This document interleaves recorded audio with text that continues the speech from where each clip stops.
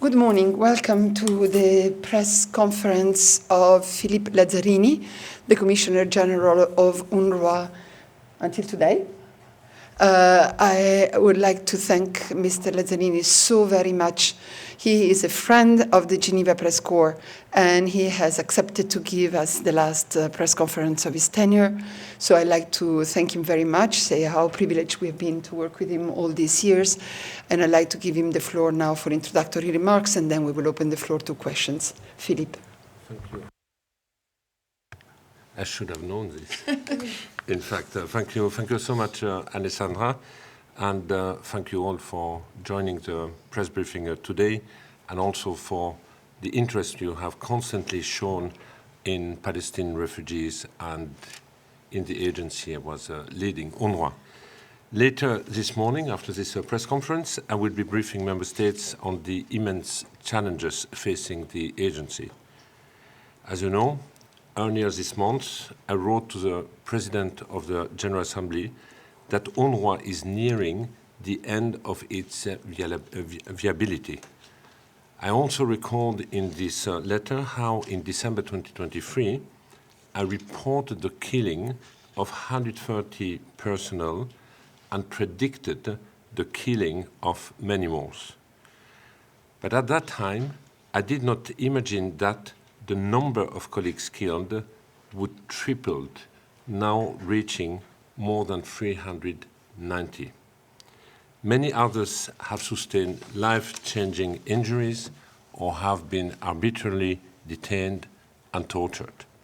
Hundreds of UNRWA premises in Gaza have been damaged or destroyed. Israeli authorities are also increasingly pressuring UN entities to stop working with the agency. You also know that the Parliament of Israel has adopted legislation to end the agency's presence in occupied East Jerusalem. Armed police forcibly shut our school and health facilities, and local authorities cut electricity and water to all premises. The UNRWA headquarters in Sharjah was seized, looted, and set on fire, with senior Israeli officials celebrating the destruction in widely published video footage. We even had a deputy mayor of Jerusalem who called for UNRWA personnel to be annihilated. These attacks are unprecedented in the 8 years history of the United Nations. They violate international law, as recognized by the International Court of Justice, and erode the United Nations Charter. A well-orchestrated disinformation campaign continues. It alleges agency-wide neutrality breaches and asserts that our operations have been replaced in Gaza, where UNRWA remains, as of today, a major provider of primary health care, education, clean water, sanitation, and hygiene. The purpose of these unsubstantiated and malicious claims is to justify actions against UNRWA and to undermine member states' support. We are now seeing similar claims being made against other UN entities and international NGOs assisting Palestinians in Gaza. I cannot stress enough that the attacks against UNRWA are not about neutrality or operationality. Rather, they seek to undermine the agency to weaken Palestinians' right within final status issues in the Israel-Palestine conflict. Let me explain. UNRWA does not have a political mandate, but it is intrinsic to protecting Palestinian rights in final status determination through its direct provision of public-like services and through its registration of refugees and archives documenting their historical displacement. In April 2025, to help member states to respond to UNRWA's challenges, the Secretary General commissioned a strategic assessment. It concluded that UNRWA is key to regional peace and security, but faces collapse. The assessment urged member states to reinforce support to UNRWA's operation or to support a transition for the provision of its essential public-like services. Despite the Secretary General appeal for urgent action, there have been no follow-up. In November 2025, at the General Assembly Force Committee meeting on renewing UNRWA's mandate, I underlined that it would be insufficient to extend the mandate without also providing adequate political and financial support. On December 5th, 2025, last December, the mandate, as you know, was renewed for 3 years, but UNRWA's situation has only worsened since then. Since 2019, the agency operates with a negative cash flow following years of chronic underfunding. The suspension of funding in 2024 by 2 major donors, including the agency's largest contributor, left a gaping hole in our finances. This dire financial situation was compounded by a 90% drop in funding provided by Arab states between 2024 and 2025. Significant austerity measures implemented last year have not been enough to address the cash flow shortfalls. And it pains me because I have been compelled to reduce service delivery hours and therefore salaries for most of our local staff by 20%.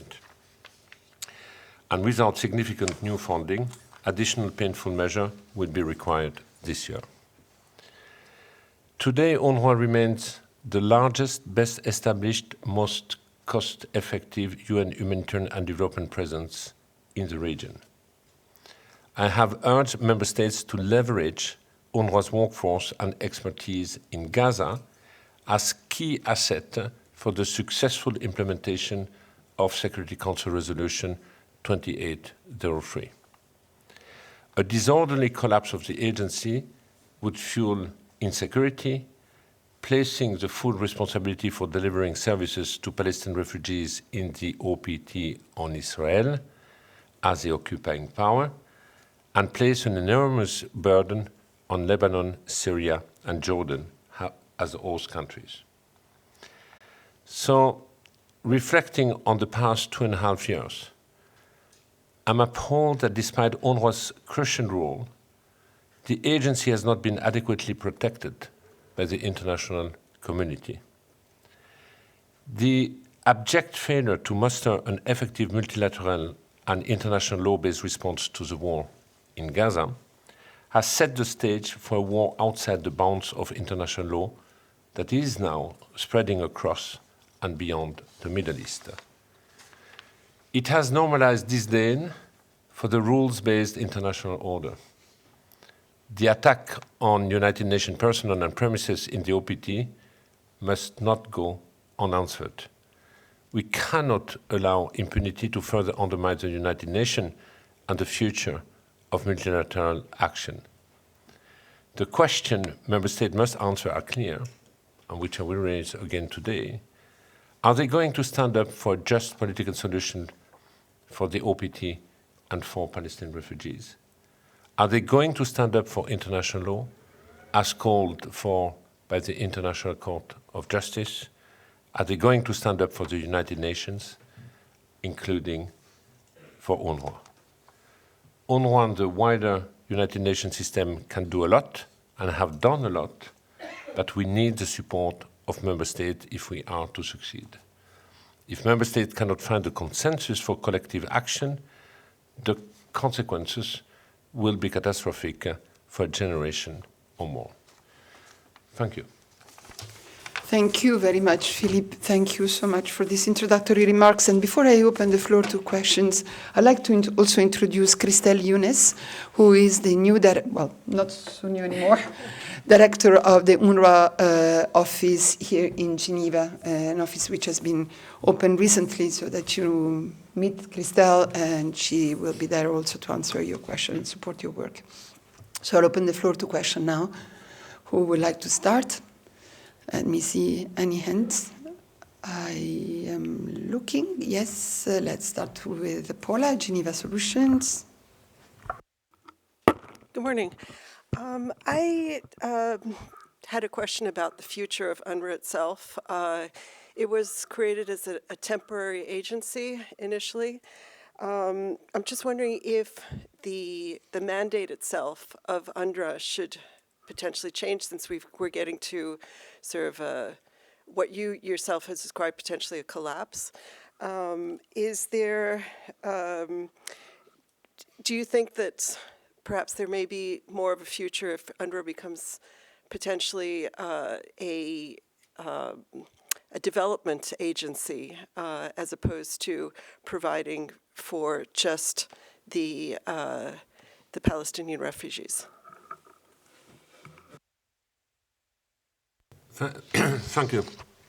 I think on the way forward, I have been quite explicit recently again with the member states and in my letter to the GA, where basically I'm calling for the agency to retrieve its temporary nature and to be part of the solution within a political process.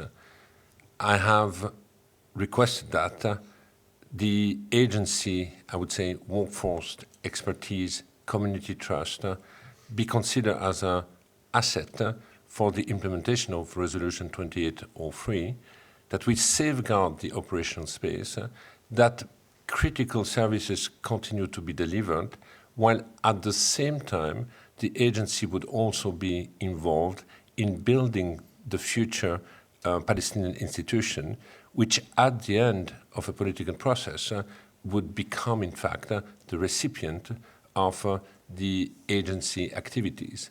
I don't think that the solution in the future is to create another agency or development agency. By the way, UNRWA is primarily focusing on the human development of the Palestinian refugees, and otherwise, within the broader UN system, we have, in fact, UNDP, for example, as a key development UN agencies. So what basically I'm calling for is let's retrieve the temporary nature, but for that we need a genuine political process, and for that we need a genuine commitment that we will building up a future Palestinian institution, being empowered to take over. Nina Larsson, AFP. Yes, hi. Thanks for doing this briefing, and it's nice to see you again. I was wondering, first, the Israeli parliament yesterday approved a bill allowing for the execution of Palestinians specifically in the West Bank who are convicted of terror charges for deadly attacks. So I'm wondering, how you see that, your reaction to that, and how you see that in the broader context. And you're mentioning the possible collapse of UNRWA. I'm wondering how quickly you think that could actually happen if there isn't a swift reaction. Thank you. The first part of the question, of course, like many others, have been absolutely appalled by this abject law, which I really hope will be rejected by the Supreme Court. I think I'm not aware of democratic countries reinstating death penalty. We are more used to having countries abolishing death penalties. And on top of that, this would be an extraordinary discriminatory law, because it would basically target only one category of the population. On your second question, it all depends on, I think, how fast will be the implementation of the peace plan when it comes to Gaza? We have seen that, entering into stage 2 has been stalled over the last few weeks. The situation in Gaza has been overshadowed by the war right now in Iran. But the real question is, when will this start? And with this framework, what will be the given space to an agency like ours? As of today, what I can say is that against all odds, the agency has expanded its activities in Gaza, especially when it comes to public health, and in public health, it's primary health, vaccination campaign, access to clean water, waste management to prevent communicable disease, and we have also focused a lot on education. I believe that this should be a common top priorities to bring back into learning environment the hundreds of thousands girls and boys currently living in the rubble and being deeply traumatized. Now, the agency has, after all the austerity measures of last year, plus the decision taken to reduce the volume of its activities by 20%, we have now a visibility which would lead the agency up to September. Meanwhile, the engagement with the member states to support the agency, and here we have to be clear, the objective is to keep sustained access to critical services for the population. Somehow, we as an agency have to enter into a transitional mindset and ensure that we have a soft landing. And for having a soft landing, that means a proper future recipient. So somehow the future of the agency is very much intertwined with the future of what the political solution will be in the coming months or coming years.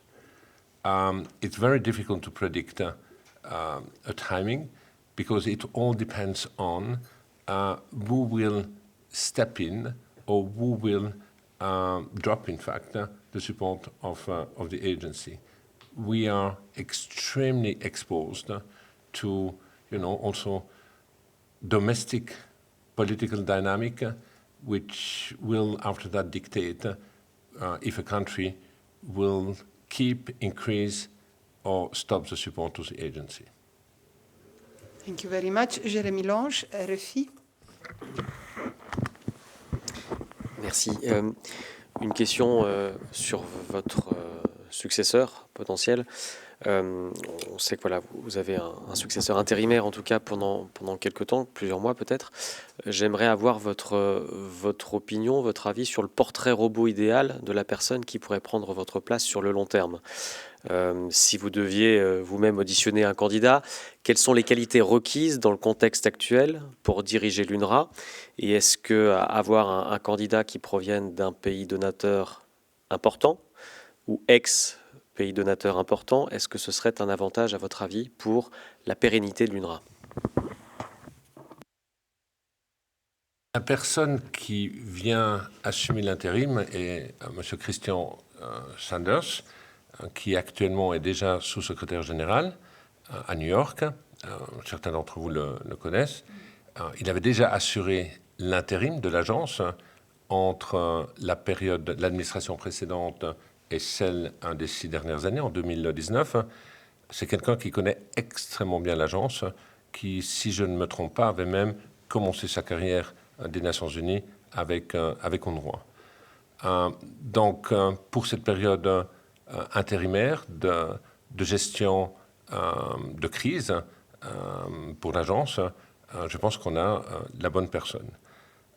Maintenant, en général, et puis j'ai fait ce commentaire aujourd'hui, l'agence est une agence de développement humain, c'est une agence qui n'a pas de mandat politique, mais qui évolue dans un environnement extraordinairement politisé, polarisé, divisé, où la plupart du temps ce sont les émotions qui priment.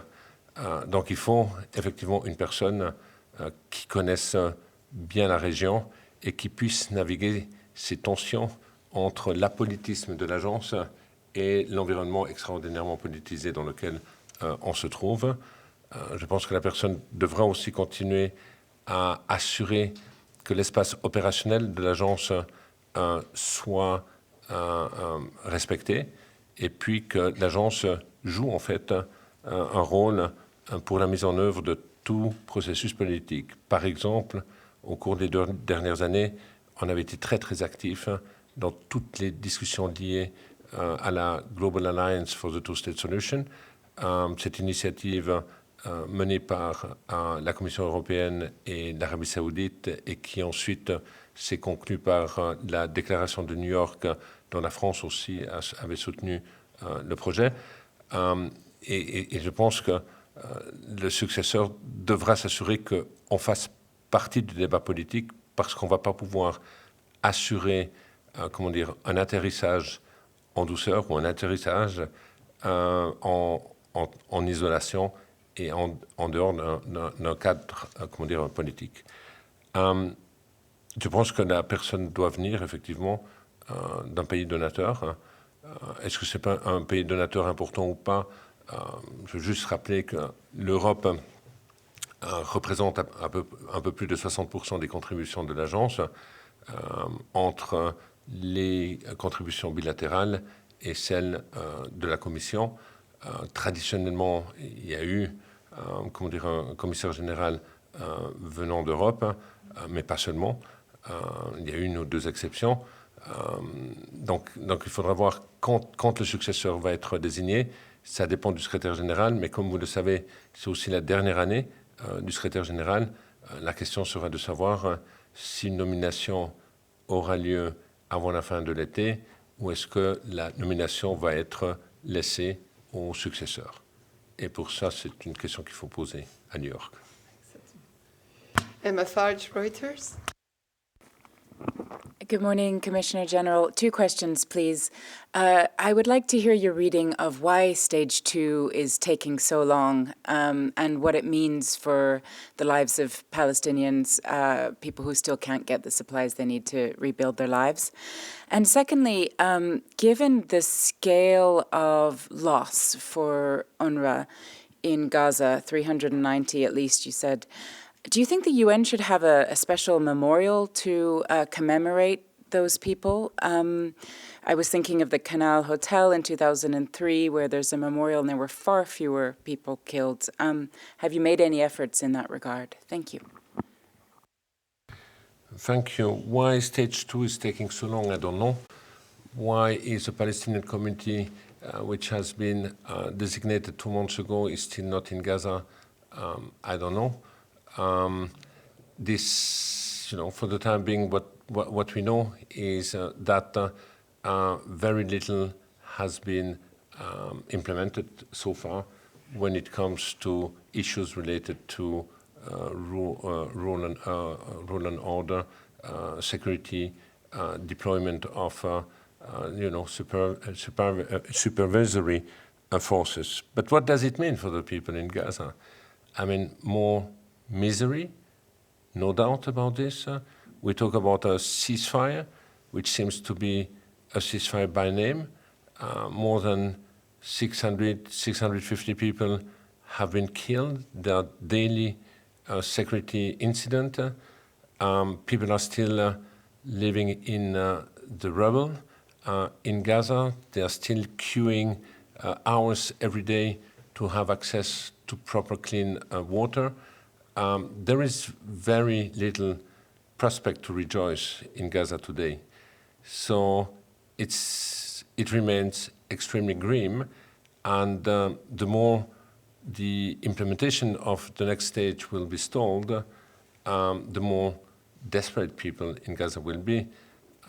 We should also never forget that Gaza was already overcrowded before, and today the entire population is kept in half Gaza Strip.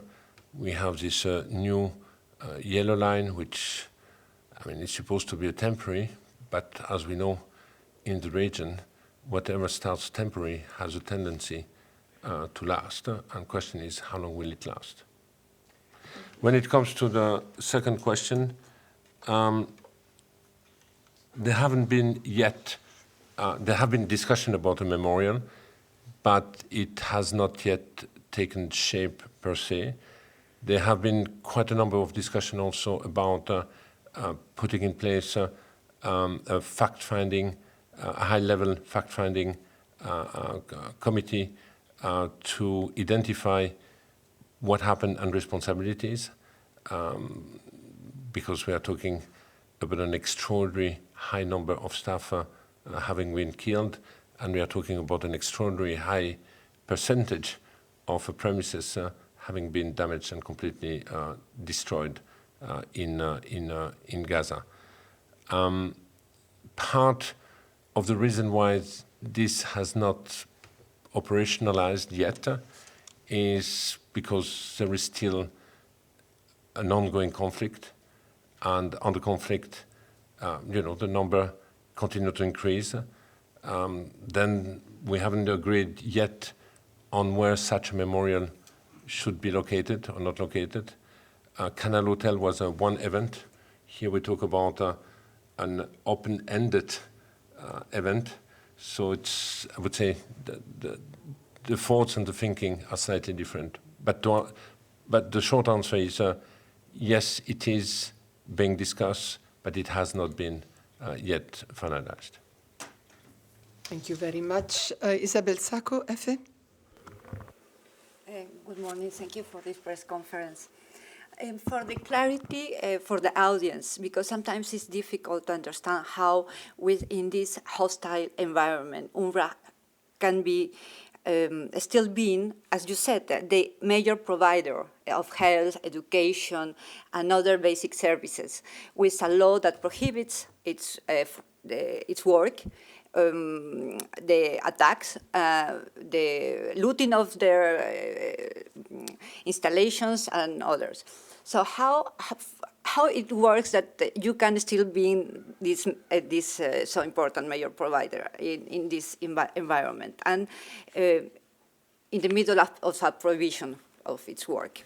Secondly, you said, I think, maybe I am wrong, but did you say that the Arab countries decrease their contributions to UNRWA? If it's that, could you explain this, please? And can you also talk a little bit about the situation in West Bank, which is very, very serious, very grave. So please, thank you. Let me start with the West Bank. It is true that the situation is underreported. Some people are talking about, a kind of a silence war unfolding. Settler violence goes unabated in total impunity. We have seen acceleration of settlement activities. Security operations have led over the last year to one of the biggest displacement of population since 1967. So the situation, there is an atmosphere of fear and angst prevailing in the West Bank, with basically checkpoints having mushroomed all over the territory. When it comes to Gaza, that's a good question, but we have to go back to the nature of the activity of the agency. It is true that on one hand, Israel and others would like to say UNRWA has been replaced. Why? Because if you look at through the lens of food assistance in Gaza, it is true that UNRWA is not bringing convoys into Gaza anymore because we are prevented. We are prevented for more than 18 months. But the activities we are providing primarily are public-like services, our services. So our resources, what we provide to the population, is primarily expertise, either through the public health system or through education. So in Gaza, we still have today 100,500 staff who all are from the community, live with the community, and they are nurses, and they will remain nurses. Whether food supply is coming in or not, they will continue to provide daily consultation for primary health care. So that's the reason why our colleagues, against all odds, have been able, in fact, to expand their activities in Gaza, despite all the constraints we are confronted with.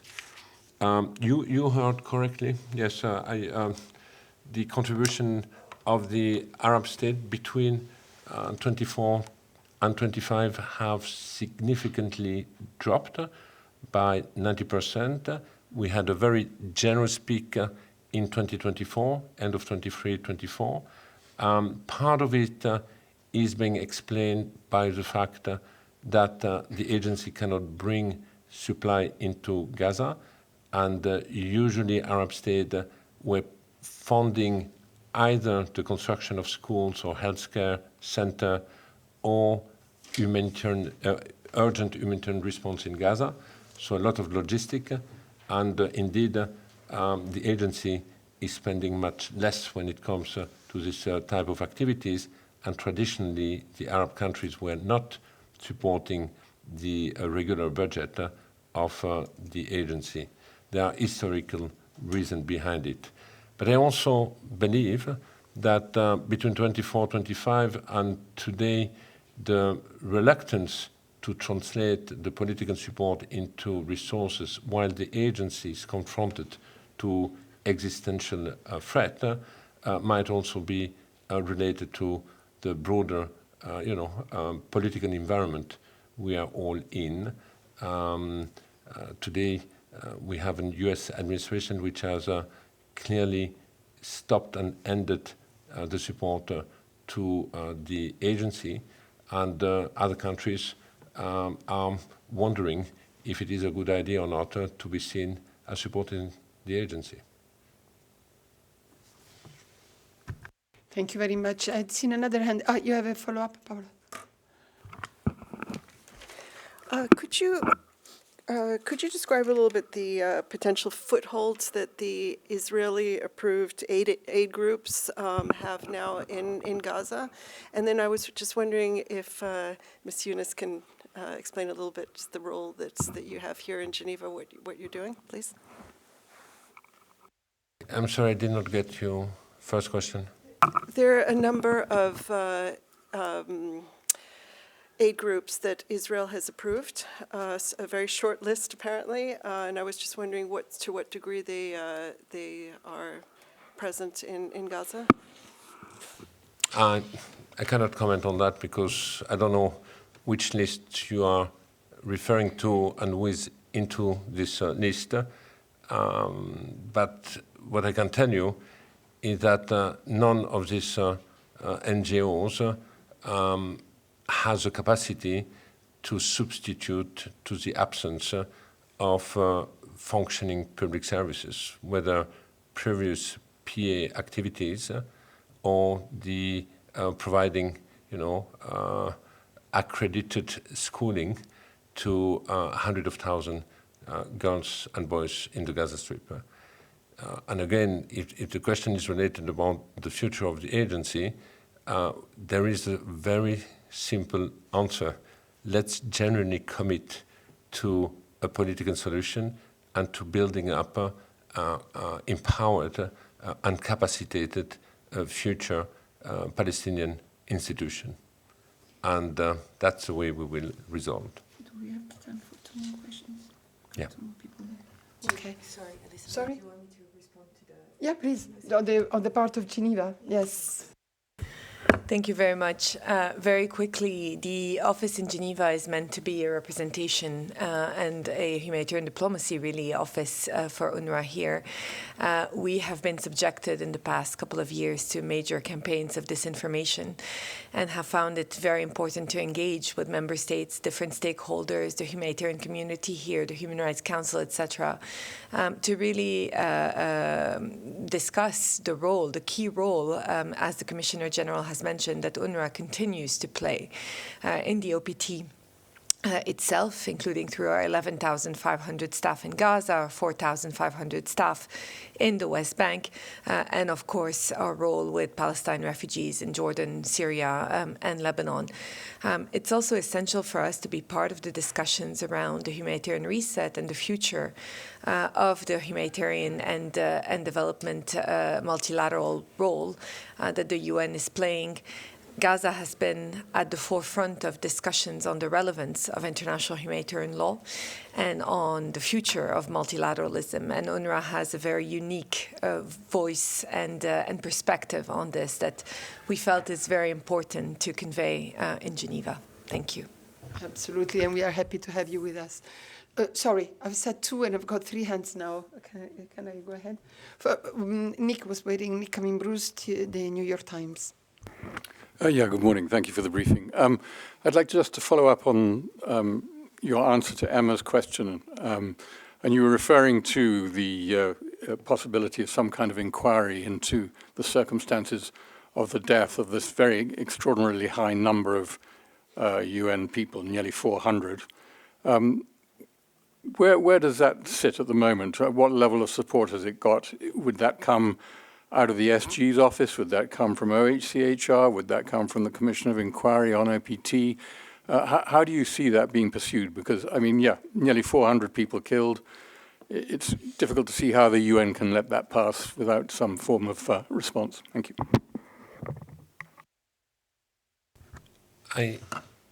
The short answer, I don't know about where we stand with this when it comes to OHCHR or the Commission of Inquiry. I primarily had this discussion with the SG office, but also with the member states in New York. It has also been regularly in my call to members of the Security Council or to the GA. I believe that we need to have a panel, a commission, a high-level panel of experts to look into indeed the killing, but not the killing of our staff, not just UNRWA, but of the UN, because there have been other colleagues who have been also killed, and we have to look also into the extraordinary large-scale destruction of the agency or UN premises in Gaza. Question is, when is the right time to start this? As you know, everything in this context is polarized, and of course, the more time goes, the more difficult the task for the Commission will be in the future. Thank you very much. Two quick follow-up. Yeah, Reuters, Emma? And then if I'm allowed one more, thank you. It's sort of related to Jeremy's question about leadership of UNRWA going forward. And I understand you have a number two from the United States, and that this is somewhat of a tradition within the organization. I'm wondering, do you think that the U.S. should keep this number two role going forward, given the status of its current funding? This is obviously an institutional question for you, but it applies across the UN system. Thank you. Just for the sake of clarification, my number two for the first year was first a Norwegian, then French citizen. And we created a second ASG post within the organization, which has been endorsed by the Fifth Committee 2 years ago. And that's when a second number two, Antonia Di Maio, became responsible of the entire operation support of the agency. I don't think that this should be questioned. I don't see why. It has not been a recruitment imposed by a given member state at all. And last, yes, please, Nina.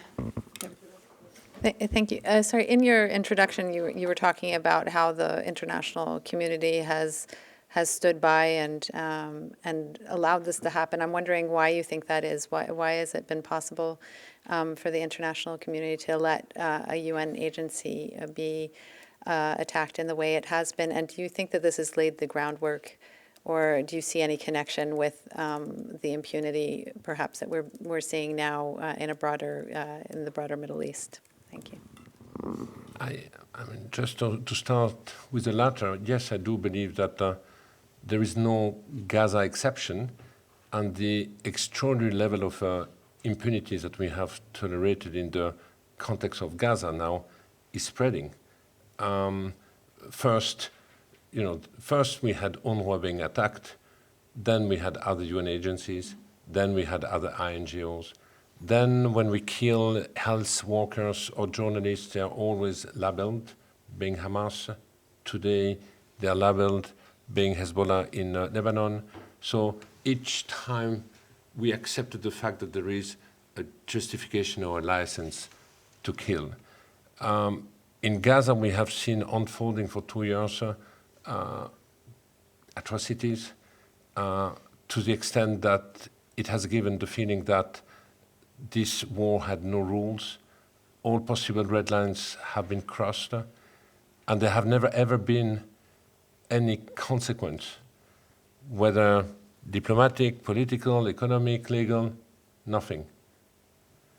So we have even seen openly, soldiers taking selfies and destroying UN premises or humiliating civilian with total joy and circulating in the social media.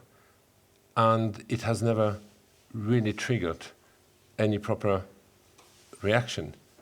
Yes, we had a lot of indignation. I think symbolically also what happened at the headquarters in Sharjah in East Jerusalem is extraordinarily outrageous. You have a member of the government, member of the parliament, storming a United Nations compound, enjoying all the privilege immunities of a diplomatic mission or of the United Nations, and they are just jubilating in front of the camera and even disputing who should take credit of this blatant violation.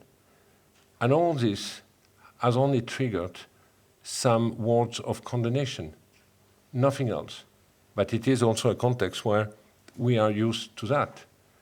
But if we accept it today with UNRWA, there is no reason why another UN agency will not be targeted at a given time or in other diplomatic mission, whether in East Jerusalem or elsewhere. So yes, there is quite a lot of disappointment vis-à-vis this inaction or passivity. Why so? Possibly because it is one of the most divisive, polarizing contexts. We have seen that the horrible massacre of October 7 have not only traumatized Israel, but reverberated in Europe and across the world. And the conflict also, and the response also, has reverberated the same way. But wherever we go, we have the feeling that governments somehow are also paralyzed because of the division of their own, I would say, domestic constituencies. That's the only explanation I can give, but also maybe an absence of proper courage and leadership. might also explain this.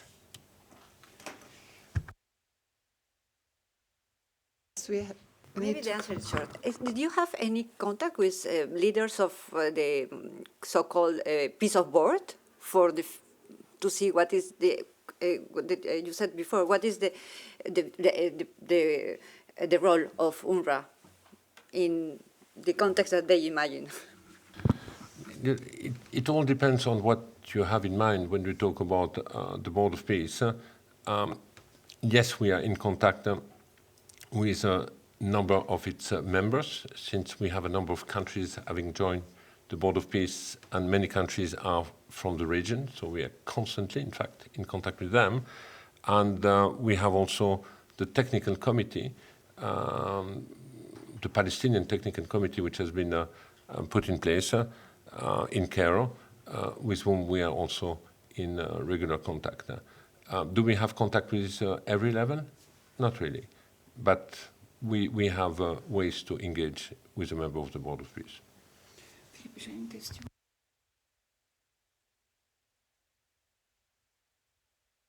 I would like to apologize. There have been people waiting on the platform, but we really have to close here. And I'm sorry for that, but I'm sure you will be able to continue working, especially with Christelle here in Geneva. So let's conclude this press conference. I would like to say thank you very much, Philippe. We have been blessed with your input, your constant presence in Geneva, your contribution to our media activities, which has been really fantastic. I would really like to thank you so very much for this. We'll miss you. We are ready to work with your successor, of course, but I have to say, I will miss you. We will all miss your humanity and your incredible knowledge and contribution to this incredibly difficult cause in a moment where your agency has been particularly targeted. So thank you, and the UN. So thank you very, very much for all of this, and we wish you the very, very best for your future. Thanks. Come back, visit us from time to time. We will continue working with your successor and with Christelle. I've sent the journalist your email, Christelle, in the chat, so they will be able to continue this conversation. Thanks again. Thank you all for following this press conference. All the very best, and I'll see you in 5 minutes for the press briefing. Thank you.